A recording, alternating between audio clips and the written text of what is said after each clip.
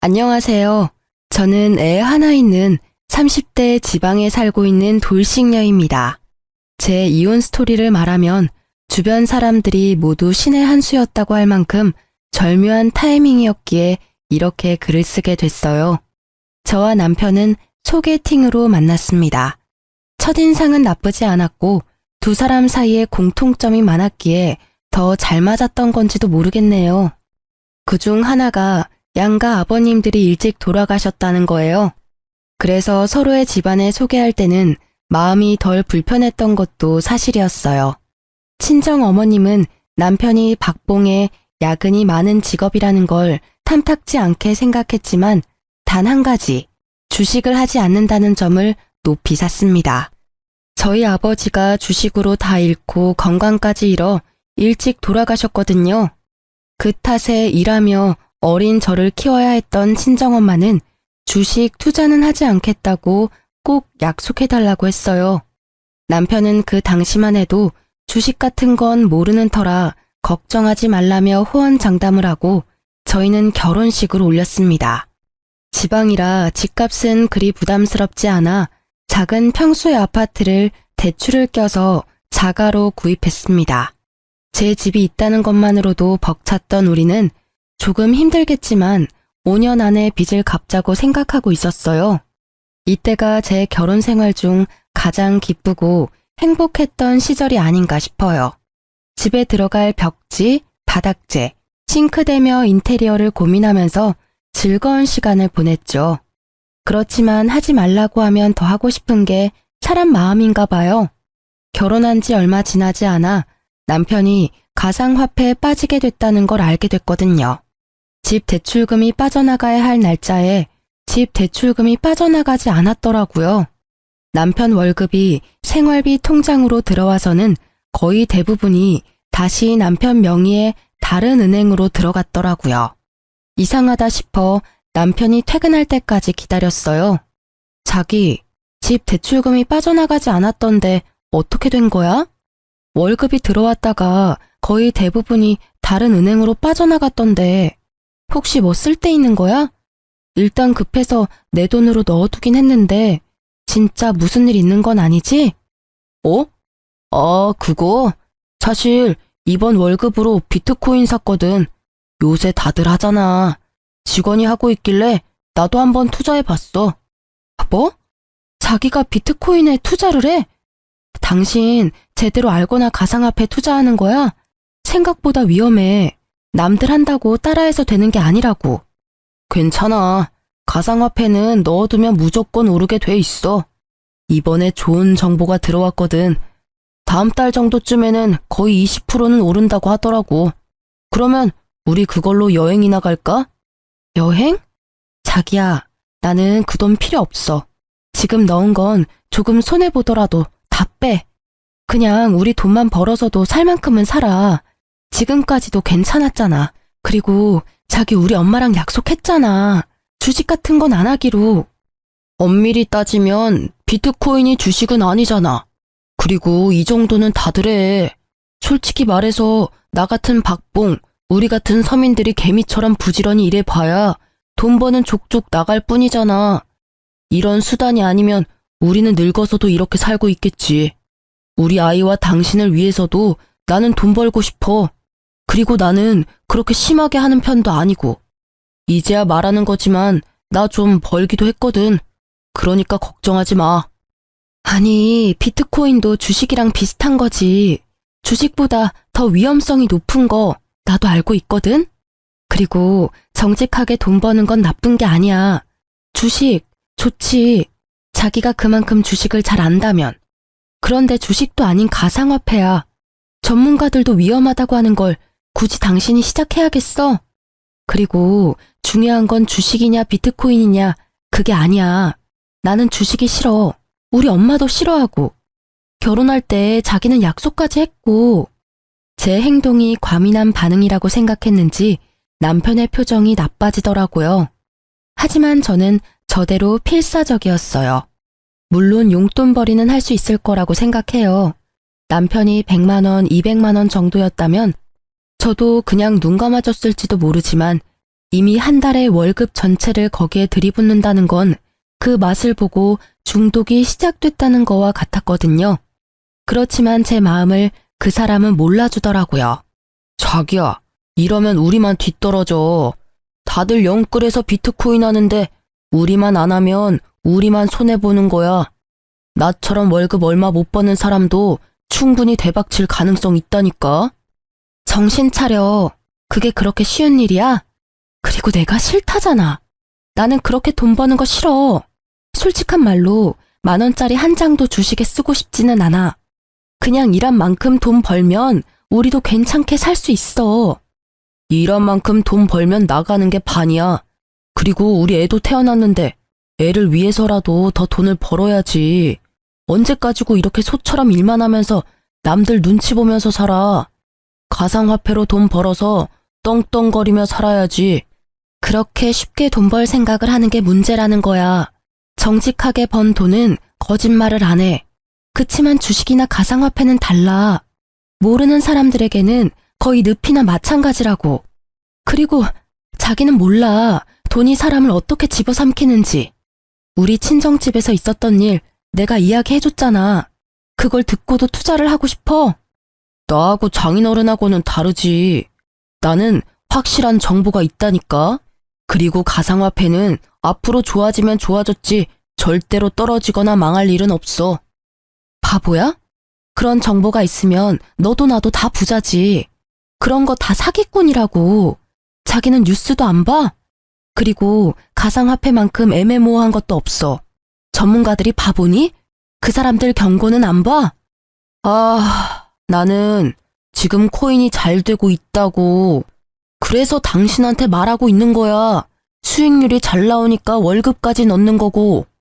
난 잘 되고 못 되고 간에 그냥 당신이 월급을 모조리 코인에 넣는 게 싫은 거라고. 내 말이 이해가 안 돼? 됐어. 자기랑 이야기하는 게 벽이랑 이야기하는 거랑 똑같아. 그냥 이쯤 하자. 대출금은 내가 엄마한테 빌려서라도 넣을 테니까. 코인이 잘 되는데 시어머니한테 왜 돈을 빌려? 코인 잘 됐다며? 그럼 코인 팔아. 그거 팔아서 대출금 당장 넣어놔. 시모에게 돈을 빌리려는 정신나간 남편의 행동에 저는 놀라서 소리를 쳤어요. 궁시렁거리는 남편은 팔고 싶지 않은지 머뭇거리다가 어디론가 전화를 걸었습니다. 엄마, 난데 돈 좀 빌려줘.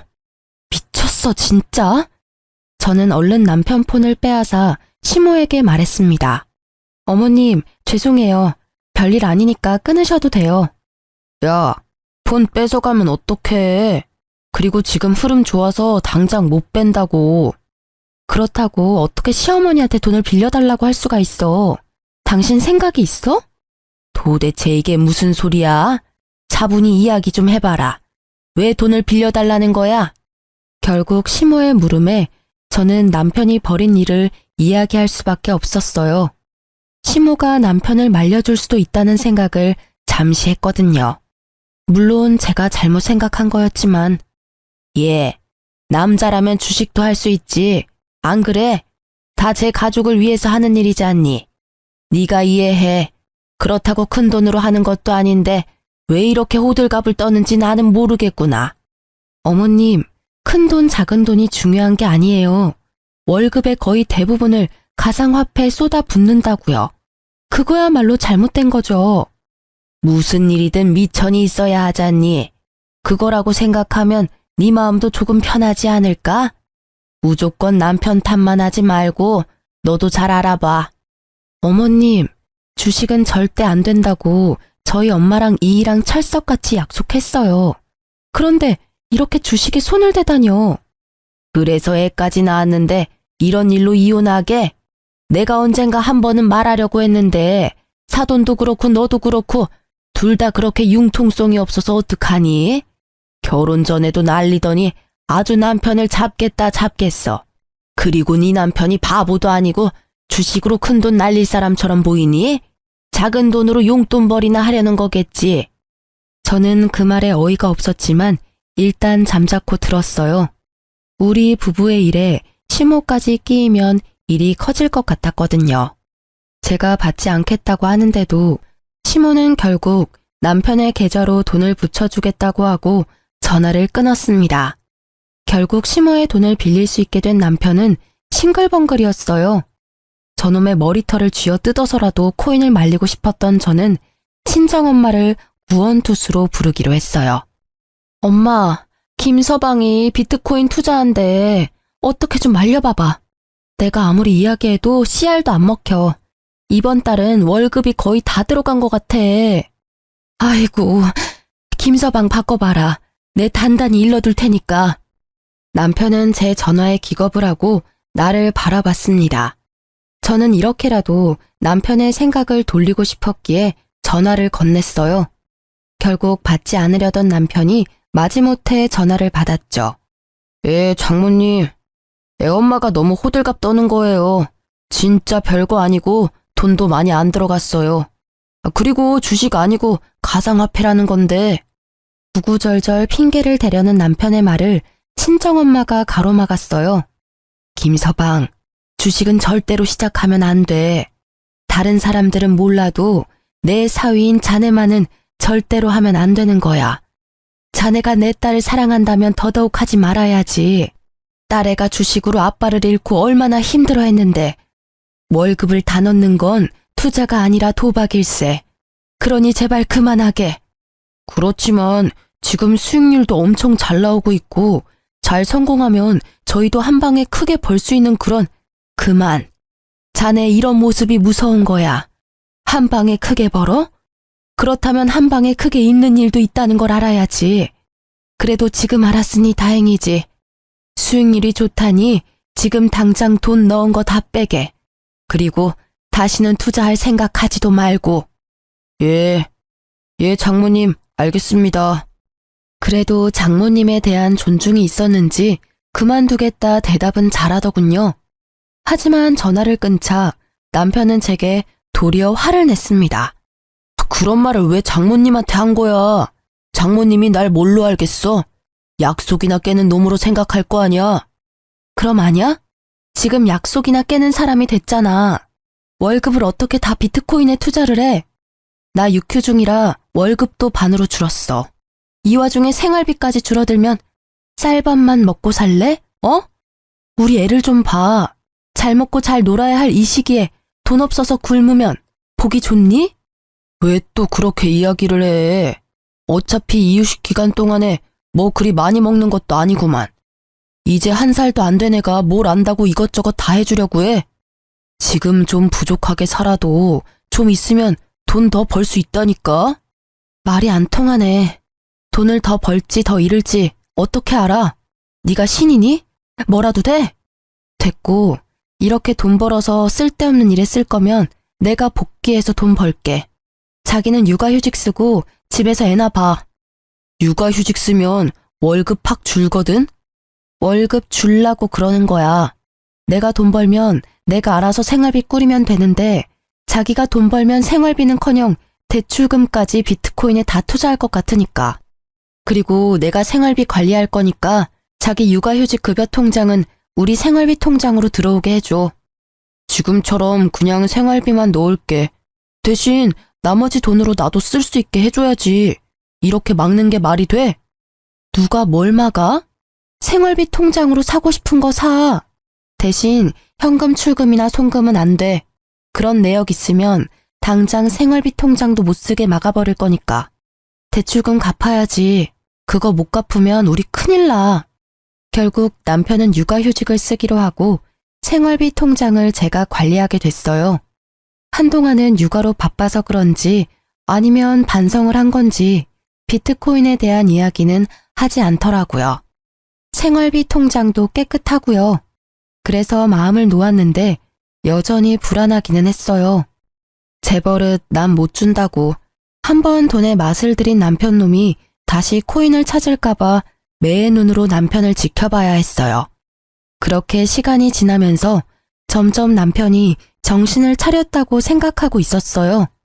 그렇지만 평화로움은 그리 오래가지 못했어요. 3달 정도 뒤부터 남편은 경조사비를 자주 요구하기 시작했어요.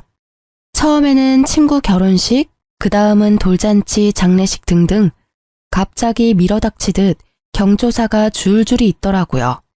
경조사비야 저희도 다 돌려받을 거라는 생각이 있었기에 아낌없이 내어주었는데 이게 여러 건이 되니까 약간 쎄한 기분이 들더라고요. 그러던 중 시모에게 전화가 왔어요. 예, 오늘 내가 다른 사람이랑 부딪혀서 그 사람 스마트폰을 망가뜨리게 했지 뭐니. 내가 목돈이 없어서 그러는데 돈 좀 빌려주면 안 되겠니? 물어보니까 신형폰이라서 300만 원 정도 한다는데. 네? 무슨 폰이 그렇게 비싸요? 혹시 사기꾼 뭐 이런 건 아니에요? 어떻게 하다가 떨어진 건데요? 아니야.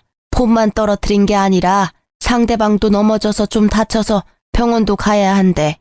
그래서 돈을 많이 부르네. 좀 해주면 안 되니? 내가 나중에 갚아줄게. 저는 시모의 말에 뭔가 의심스러웠지만 대놓고 의심할 수도 없어 일단 돈을 먼저 붙여주었어요. 이상한 마음이 들었지만 시모가 다친 게 아니라면 다행이라는 생각도 들었고요. 그리고 그날 저녁 남편이 애를 씻기러 들어가고 저는 식탁에 앉아서 밥을 먹으려는데 남편 폰이 울리더라고요. 대출금 상환 문자가 왔는데 발신인 번호가 제가 아는 은행 번호가 아니더라고요. 우리 집 대출금이 나가는 금융기관이 아니라 제2금융권이었어요. 처음에는 이게 무슨 대출금인지 몰라서 했는데 곧 그 문자에 제 머릿속이 분노로 가득 찼어요. 몰래 받은 대출금. 그 대출금이 생활비 통장으로 들어오지 않았다는 건 저 몰래 대출을 받아서 가상화폐를 한 것이 틀림없어 보였거든요. 저는 분노로 머리가 터질 것 같은 기분으로 욕실 문을 두드리며 남편을 불러냈어요. 야, 당장 나와봐. 갑자기 또 왜 이래? 야라니. 집에서 애 보느라 고생하는 남편한테 야가 뭐야? 그리고 애가 놀라 당신 목소리에. 됐고, 이 문자 뭔데? 대출금 상환 문자. 이게 뭐야? 내가 모르는 제2금융권인데 이 돈 어디로 갔어? 생활비 통장에 안 들어왔는데 이거 뭐 하는데 빌린 돈인데? 뭐? 이거 그게... 남편은 눈에 띄게 당황하더라고요. 그럴 수밖에 없겠죠. 서툴게도 제가 그 문자를 볼 수 있다는 생각조차 못한 것처럼 보였으니까요. 돈 어디다가 썼어? 바른 대로 말해라. 거짓말하면 나 진짜 당신 금융기록 다 뒤져서라도 찾아낼 거야. 그때는 이렇게 안 넘어갈 테니까. 설마 또 코인은 아니지? 추궁하는 제 말에 남편의 눈이 제 얼굴을 피하더군요. 딱 보니 감이 왔어요. 가상화폐에 또 넣었구나 싶었죠. 너 비트코인을 대출까지 받아서 하는 거야? 조용하다 했더니 뒤에서 아주 호박씨를 깠네. 나랑 엄마 속이고 또다시 손을 댔어? 그래, 대출금이 총 얼마야? 그게 얼마 안 돼. 진짜로 코인 잘 되면 곧 다 갚을 거야. 그래서 얼마나 빌렸냐고. 5천만 원 정도. 신용대출이랑 차 담보 대출이랑. 뭐? 5천? 미쳐도 아주 단단히 미쳤어. 코인이라는 도박에 완전히 맛이 갔네. 말해봐. 비트코인 망했지? 네가 코인이 잘 됐으면 돈을 빌릴 턱이 없어. 뭐가 지금 안 풀리니까 돈을 빌렸을 거 아니야. 아니야. 처음에는 수익률이 좋았는데 요새 좀 나빠지고. 근데 그게 원래 나빴다 좋았다 하는 거라 좀 놔두면 또 오를 거야. 그게 오를지 안 오를지 자기가 어떻게 아는데. 수익이 안 오르면 거기서 멈추면 될 일이지. 왜 돈을 빌려서까지 코인을 해? 내가 이 상황을 이해 못하는 내가 이상한 년이야? 아니면 이 상황에도 돈을 빌리는 네가 이상한 놈이야, 대답 좀 해봐. 자기야, 제발 진정해. 이거 이번에는 진짜 확실한 정보라서 절대 오를 거야. 이번에 수익률이 진짜 대단하다더라고. 조금만 더 버티면 돼. 나 코치해주는 사람이 좀만 버티면 된다고 했거든. 아니, 난 못해. 그리고 너한테 코치해준다는 사람들이며 확실한 정보들이며 설마 카톡 주식 리딩방 뭐 이런 데서 얻는 거야? 설마 거기에다가도 돈 낸 건 아니지? 정보를 어떻게 공짜로 얻을 수가 있어. 그 정도 확실한 정보면 돈을 좀 내서라도 받아야지. 그 사람들 수익률 보면 당신도 놀랄 거야. 진짜 소액으로 지금 거의 억대 돈을 벌었는데 다들 통장으로 증명하고 난리라니까. 뻔뻔한 건지 멍청한 건지 분간이 안 되는 남편의 말과 행동에 결국 저는 터져버리고 말았습니다. 야, 정신 안 차릴래? 그 사람들 다 사기꾼이라고 했지. 소액으로 억대 돈을 벌어. 그거 다 다른 사람들 등쳐먹고 받아낸 돈이라고. 네가 바보야? 등신이야? 어떻게 그런 사기꾼들한테 낚여서 몰래 대출까지 받냐고. 사기꾼 아니라고. 그 방에 있는 사람들 중에 나보다 먼저 들어온 사람들 다 돈 벌었어. 다들 통장 증명하고 난리 났다니까. 그거 다 바람잡이들이잖아. 됐어. 다 됐으니까 마지막 경고야. 다 제자리로 돌려놔. 나는 일단 지금 너한테 실망했고 네가 코인 중독이라고 생각해. 이 결혼 생활을 잘해나갈 자신이 없어졌으니까 네가 결단 내려. 이거 다 제자리로 돌리고 원래 살던 것처럼 우리끼리 소박하게 살 건지 아니면 처자식 담보로 대박 노리면서 한탕주의 할 건지. 제 말에 대답을 하지 않고 입을 꾹 다문 남편의 고집이 느껴져서 저는 실망과 함께 체념의 마음을 안게 됐어요. 며칠 동안 말도 하지 않고 있던 우리 부부의 일을 어떻게든 해결하기 위해 저는 남편과 함께 시모를 찾아가기로 했어요. 남편이 대출까지 해서 코인을 한다는 걸 알면 시모가 말려줄 거라고 생각했거든요. 부모라면 말려주겠지. 그렇게 생각했는데 저의 그 생각 자체가 다 부질없는 짓이었지만요. 어머님, 저 이대로는 못 살겠어요. 이 사람 대출까지 받아서 비트코인 하고 있어요. 제발 좀 말려주세요. 예? 그게 왜 잘못된 거니? 나는 도리어 네가 더 이해가 안 가. 저번에도 말했지만 다 가족 잘 되라고 남편이 하는 일인데 너는 아내가 돼서 남편이 하는 일을 도와주지는 못할 망정 하는 일마다 망치고 있으면 어떡해? 대출 받아서 코인을 하는 게 뭐가 그렇게 잘못된 거야? 제대로 벌고 있고 원금만 가지고 있으면 큰 문제 없는 거 아니니? 어머니, 모르시는 말씀이세요. 주식이나 투자는 남는 돈으로 하는 거예요. 이렇게 있는 돈 없는 돈 다 끌어모아서 하는 건 중독이나 마찬가지라고요. 남의 돈, 공짜 돈 버는 게 얼마나 힘들고 무서운 일인지 모르세요? 다들 그렇게 벌고 있잖니. 그리고 위험하다는 걸 알고 있으니 전문가들하고 같이 하는 거겠지. 내가 해보니까 그게 도박이 아니라 건전한 주식이던데. 설마 어머님도 코인 하시는 거예요? 그래, 권유로 해봤는데 생각보다 벌이가 쏠쏠하더구나. 너희가 나한테 주는 용돈보다 더 벌어. 빼지 않고 계속 넣어놓고 있는 중이야. 이런 좋은 걸 넌 왜 안 하고 남편 탓만 하는 거니? 눈앞이 캄캄해지는 시모의 말에 불현듯 그때의 전화가 떠올랐어요. 모르는 사람과 부딪혀서 돈을 달라고 했던 시모. 그게 설마 거짓말이라면 혹시 저번에 사고 나서 돈 받아가신 것도 코인에 넣으신 건 아니죠? 지금 와서 숨길 것도 없지. 그래, 그 돈도 코인에 넣었어. 네가 돈을 틀어쥐고 안 주니까 좋은 시기 다 놓쳐버렸지 않니? 그 돈 어차피 곧 다 벌 거야. 내가 2배로 돌려줄 테니 걱정 말거라. 미쳤어. 둘 다 정신이 있는 거예요? 그거 중독이에요. 제발 정신 좀 차리세요. 어머님, 혹시라도 이 사람 말 듣고 시작하신 거면 제발 다 정리하세요. 돈을 빌려서 투자를 하는 건 투자가 아니라 도박이라고요. 왜 다들 그런 생각은 안 하시는 거예요? 저는 마지막까지 시모와 남편을 설득하기 위해 애썼지만 가상화폐에 미친 두 사람의 귀에는 전혀 들리지 않는 듯 했습니다. 그만해. 우리가 하고 싶다는데 왜 당신이 난리야? 나한테 그러는 건 그렇다 쳐. 그런데 우리 엄마한테까지 이러는 건 좀 심하지 않아? 솔직한 말로 우리가 너한테 무슨 피해를 그렇게 줬는데 대출금 못 갚은 거? 그거 엄마한테 빌려서 넣었고 지금 내가 받은 육아휴직 급여도 다 당신한테 들어가잖아. 나는 아무것도 못하게 하면서 뭐가 그렇게 당당해. 이럴 거면 차라리 이혼해. 갈라서면 될 거 아니야. 웃기지도 않아. 그 말을 네 입에서 들을 줄은 상상도 못했는데 그래, 하자 이혼. 방귀 낀 놈이 성낸다고 딱 그 꼴이네. 이혼하면 다른 건 다 필요 없고 집하고 아이 친권, 양육권만 넘겨. 딱 봐도 남편 놈에게 돈이라고는 없을 게 분명하고 가진 게 없으니 위자료도 뭐도 아무것도 없을 것 같아 고민하던 저는 일단 집이라도 받아야겠다는 생각을 했어요.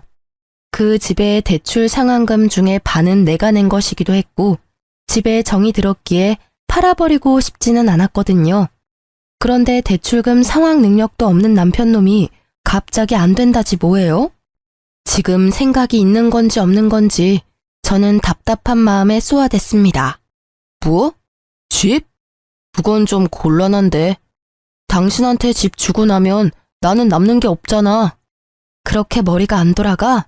당신 그 집 갖고 가서 대출금 매달 낼 자신 있어? 지금도 월급을 코인에 다 갖다 바치는 주제에 입만 살아가지고는. 어차피 팔면 대출금 빼고 나머지는 건질 수 있잖아. 설마 당신 그 돈이 자기 거라고 생각하는 건 아니지?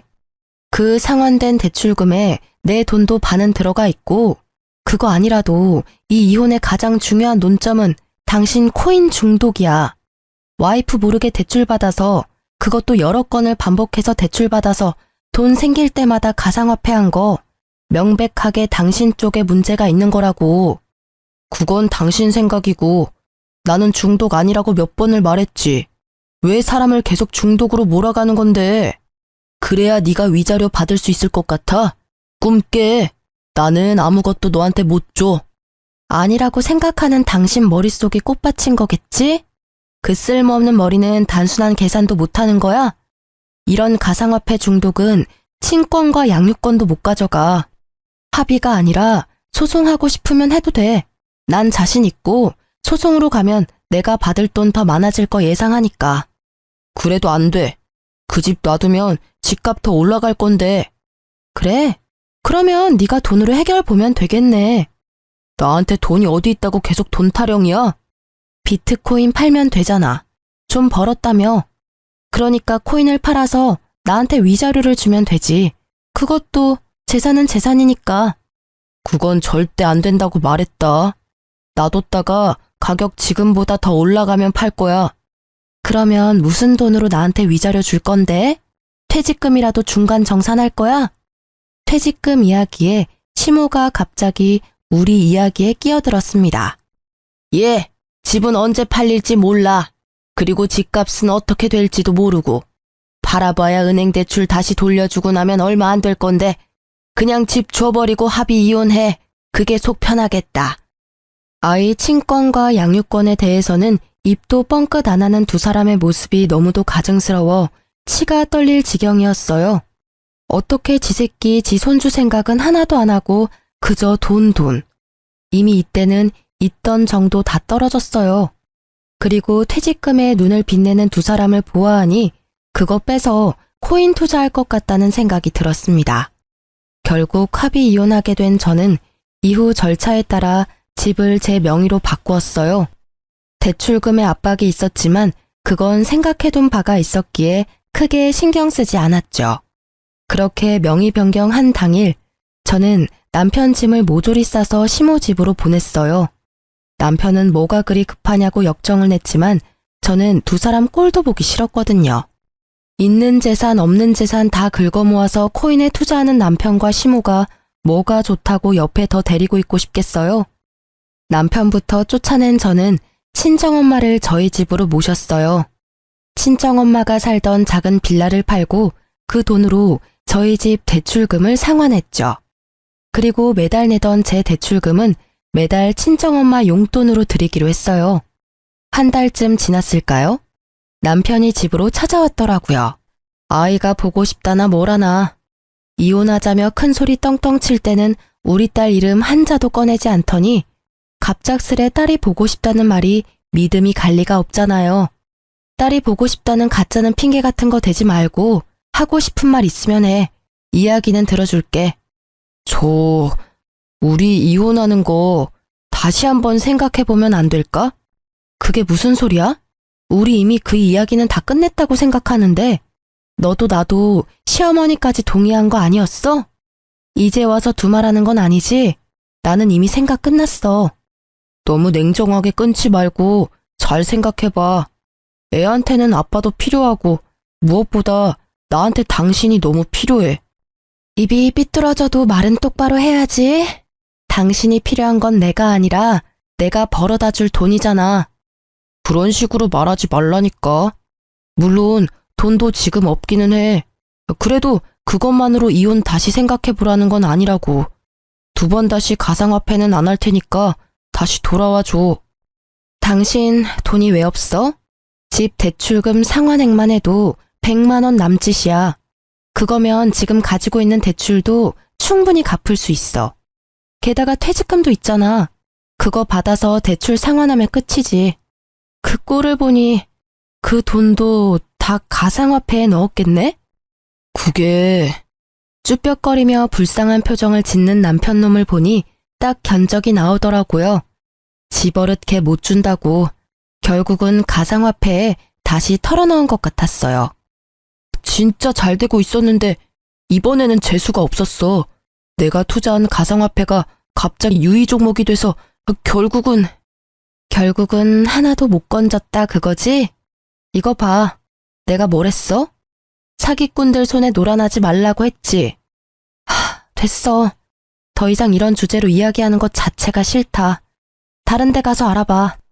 매몰찬 제 말에 남편이 갑자기 무릎을 꿇더니 제 바짓가랑이를 붙잡고 늘어졌어요. 그 모습이 처량하고 딱한데 딱 거기까지였어요. 그러게 내가 말할 때는 들은 채도 안 하더니 결국은 이런 사달을 만들고서는 이제와 후회한답시고 나한테 다시 합치자고 하다니 뻔뻔한 것에도 정도가 있어야죠. 여보, 제발 나 딱 한 번만 살려줘. 빚도 빚이지만 생활이 안 되고 있어. 다시 돌아와주면 안 될까? 당신 나 사랑하잖아. 그렇지? 미안한데 절대 안 돼. 나는 이미 당신하고 연 끊기로 결정했어. 당신 입장에서는 내가 냉정하게 보일지도 모르는데 나한테는 이게 최선이야. 왜 내가 당신 뒤치다꺼리를 해야 해? 당신이 싼 똥 치우려고 내가 왜 일을 해야 해? 나도 내 인생, 내 행복 찾아가며 살 거야. 지금 당신한테 뭐가 있어? 빚뿐이잖아. 제발, 나 진짜 이번에는 잘할 거라니까. 절대로 손 안 댈 거라고 맹세해. 그러니까 사람 하나 살리는 셈 치고. 난 솔직히 당신이 여기 와서 이 난리치는 거 이해가 안 가. 당신 지금 사는 집도 시어머니 거고 집안일도 어머니가 다 해주실 거 아니야. 너는 돈만 벌어서 지금 대출금 다 갚으면 되는 거고. 뭐가 문제야? 사실 엄마도 내가 들어갔던 리딩방에서 준 정보로 투자했거든. 그리고 엄마 집도 담보로 대출까지 빌렸더라고. 근데 이건 정말 내가 시킨 거 아니야. 엄마가 그 정보에 혹해서 대출을 받아서. 이거 봐. 주식 같은 거에 중독되면 도박 중독이랑 똑같다고. 내가 뭘 했어? 친절하게 그거 사기꾼이고 그런 대박 정보 같은 거 없다고 했을 때 알아서 거기서 기어 나왔어야지. 그저 한탕할 생각에 붙잡고 있으니 휴지 쪼가리 돼서 쪽박 찼잖아. 퇴직금은? 설마 당신 퇴직금도 거기 넣은 건 아니지? 퇴직금도 넣었어. 그치만 진짜로 다음번에는 안 그럴 자신 있어. 그때 상한가에 제대로 팔기만 했어도 이러고 있지는 않을 거라고. 너한테는 내가 입 밖으로 내는 말도 아까워. 다음번? 다음번에도 또 할 거면서 나한테는 다시는 손 안 댈 거라고? 에라이 나쁜 새끼야. 그래놓고 우리 아이 생각하라고? 아주 지랄을 해라, 어? 당신은 반성 같은 거 할 생각도 없고 하고 싶지도 않잖아. 어디서 거짓말을 하고 난리야. 아니야. 진짜로 마음 고쳐먹었다니까. 엄마랑 나 지금 생활비도 없어서 공과금 낼 돈도 없어. 그러니까 제발 우리 이혼 다시 생각해보자. 지금 장모님이랑 같이 살고 있는 것 같은데 다 같이 살면 되잖아. 우리 엄마는 당신 꼴도 보기 싫대. 엄마 충고도 무시하고 이런 짓을 벌인 주제에. 그래, 가상화폐 할 때는 우리 엄마 생각이나 했겠니? 아쉬우니까 와서 이러는 거 다 알아. 그리고 경고하는데 당신은 나한테 돈 빌리러 오면 안 되는 사람이야. 양육비 한 번이라도 못 받으면 지구 끝까지 쫓아가서 받아낼 거니까. 양육비 소리에 그놈의 얼굴이 새파랗게 질리더라고요. 여기 와서 이럴 입장이나 돼요? 저도 엄연히 돈을 받아야 하는 입장인데 말이죠. 내가 양육비를 받기 위해 충고해 주는데 저녁에 일 마치고 투잡을 뛰면서 돈 마련하던지 해. 그렇게 하면 양육비 정도는 낼 수 있을 거야. 저의 친절한 해결 방법에도 그놈은 힘들게 돈 벌 생각은 없는지 입을 삐죽하게 내밀고는 시무룩한 얼굴로 나가더라고요. 책임감도 없고 죄책감도 없는 저놈의 뒤통수를 한 대 때려주고 싶었지만 꾹 참았어요. 그래, 빠져나온 게 다행이라고 저를 다독이면서 말이죠. 그렇게 저희는 완전히 남이 되었습니다. 그때 그 개운함이란 잘못했으면 그놈의 부채를 저도 같이 떠안을 뻔했잖아요. 일을 저지른 사람이 그 일을 책임지고 해결하는 게 맞잖아요.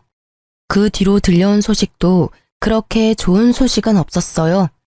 전 남편과 시모가 살던 시모의 집에 채권 추심하는 사람들이 들이닥쳤다고 하더군요. 그 후로 새벽에 배송 알바를 하러 다니는 남편을 자주 목격했다고 하더라고요. 게다가 시모와 남편의 사이가 엄청 안 좋아졌는지 매번 싸우는 소리가 집 밖으로 들려온다고 이웃에 사는 분들이 말해주더라고요. 대부분이 네가 하는 말을 들어서 망했다라고. 둘 다 똑같죠 뭐. 그리고 1년쯤 지났을까? 어린이날에 아이와 친정엄마 이렇게 셋이서 놀러 갔다가 돌아오는 길에 전 시모를 마주치게 됐어요. 어머, 다은이 아니니? 할머니야. 잘 지냈어? 많이 컸구나. 아는 척하며 딸아이에게 다가오자 딸이 무서운지 친정엄마 뒤로 숨어버리더라고요. 저희 엄마도 그런 아이를 보호하듯 뒤로 보냈어요. 전 시모의 몰골은 예전과 너무 달랐어요. 항상 멋쟁이처럼 꾸미고 다니던 옷이며 머리며 전부 어딜 갔는지 지금은 완전히 시골 할머니가 다 됐더라고요. 안녕하세요. 잘 지내셨어요? 잘 지냈겠니? 네가 남편 버리고 가는 바람에 나도 낙동강 오리알 신세 됐잖니. 이 나이에 일하고 다니는 노인이 어디 있어? 너 재결합하자고 찾아간 남편 무시했다며. 그러는 거 아니다. 걔도 엄연히 다은이 아빠야. 어떻게 생겨먹은 애가 아빠한테서 애를 떼어놔? 냉정하기도 하지. 그런 엄마 밑에서 클 내 손주가 걱정이 돼서 요새는 밤에 잠도 안 온단다. 네, 저 냉정해요. 그런데 말은 똑바로 하셔야죠. 제가 남편을 버린 게 아니라 남편이 저를 버린 거죠. 먼저 이혼 이야기 꺼낸 건 그 사람이니까요. 그리고 어느 엄마가 주식에 중독된 아빠를 네 아빠라고 당당하게 보여줄 수 있겠어요? 혹시라도 나중에 우리 다은이가 아빠처럼 주식에 빠지지 않는다는 보장은 없잖아요. 제가 할 수 있는 건 그런 나쁜 사람들에게서 애를 떼어놓는 거예요. 그 1순위가 다은이 아빠랑 다은이 할머님이시죠. 아빠면 아빠답게, 할머니면 할머니답게 지냈으면 이럴 일도 없었을 텐데 제가 그렇게 하지 말라고 했는데 사기꾼한테 놀아나서는 나쁜 사람들? 너 지금 날 나쁜 사람이라고 한 거니? 세상에 어느 며느리가 시어머니를 그렇게 불러? 그것도 손녀 보는 앞에서. 아니라고 말 못하시잖아요. 똑같이 사기꾼한테 놀아나셨으니까. 그 사람이 사기꾼은 아니었어. 우리가 타이밍을 못 맞춘 거지. 예, 그러지 말고 사실 우리도 이미 가상화폐는 다 접었어. 그러니까 애 아빠랑 다시 잘해볼 생각 없니? 애한테도 아빠가 필요하잖니. 글쎄, 나쁜 아빠는 필요 없다니까요. 재결합 같은 거 생각도 해본 적 없어요. 그러니까 그런 말씀하지 마세요. 그리고 가상화폐 다 접었다는 말 저는 안 믿어요. 그게 얼마나 끊기 힘든 중독인지 누구보다 제가 더 잘 알거든요. 그래서 처음에 그 사람한테 시작하지도 말라고 한 거고요. 제 말에 전 시모는 쌍심지를 켜고 저를 쳐다보더라고요. 뭐 어쩌겠어요. 싫은 것도 사실이고 두 사람이 아직 가상화폐를 하는 것도 사실일 테니. 그게 아니었으면 제 말에 반박하셨겠지만 아무 말도 못하고 쳐다만 보고 있었거든요. 그래도 이렇게 마주친 것도 인연인데 저희가 집까지는 모셔다 드릴게요. 집은 이제 여기 없어. 집 옮겼다. 집이 경매에 넘어가서 결국 원룸에 월세 주고 들어가서 지내고 있어. 망할 놈의 새끼. 왜 나한테 가상화폐 같은 걸 알려줘서는 이런 꼴을 보게 만들어? 아들이 아니라 왼수지. 나는 정말로 조금만 할 생각이었는데 무조건 뜬다고 돈 박박 긁어 넣으라고 해서 집 담보 대출만 아니었으면 그래도 괜찮았을 텐데 나쁜 놈. 시모는 결국 화가 치밀어 오른 건지 전 남편의 욕을 마구 해댔어요. 그렇겠죠. 아들이 권해서 시작했고 아들 때문에 망했으니 욕할 곳이라고는 거기밖에 없을 거예요. 그런데 어차피 선택은 자기가 한 거 아닌가요? 자기도 크게 벌고 싶어서 선택했으면서 누굴 탓하는 건지. 그걸 보고 있던 저희 친정엄마가 보다 못해 한마디 하시더라고요. 아들 욕할 거 뭐 있어요? 내가 보기엔 둘 다 똑같은 망종이구만. 자식이 잘못된 길로 가면 말릴 생각을 해야지. 부모가 돼서는 같이 나란히 잘못된 길로 가면 어떡해요? 나랑 내 딸한테 융통성 없네 뭐네 말할 때는 이런 결과는 생각도 안 했죠? 그리고 그 집 아들이랑 우리 딸은 인연 끊었으니까 재수없게 두 번 다시 재결합이니 뭐니 말도 꺼내지 마요. 제 딸 신세 망치게 할 일 있어요? 내 눈에 흙이 들어가도 재결합이니 뭐니 절대 없어요. 그러니까 가던 길 가시오. 친정엄마의 말에 얼굴이 시뻘겋게 달아오른 전시모가 결국 도망치듯 자리를 떠나더라고요. 그 뒷모습이 참 딱하면서도 시원했어요. 우리 엄마랑 저 욕할 때는 진짜 한 대 치고 싶었는데 엄마가 이렇게 속 시원하게 말로 때려줘서 속이 좀 풀렸거든요. 나중에 알고 보니 엄마도 화가 나서 내뱉긴 했지만 속이 시원하다고 저한테 웃으면서 말하더라고요. 전시모는 전 남편이 저한테 돈을 빌리러 왔다는 걸 알고 있었을까요? 알았다면 저한테 재결합이니 뭐니 그런 말 못했겠죠.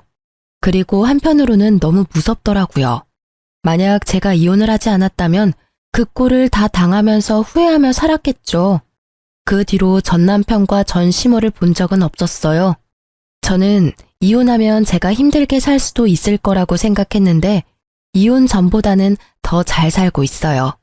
친정 엄마한테 애기 맡기고 일하는 것도 이제는 더 편하고요.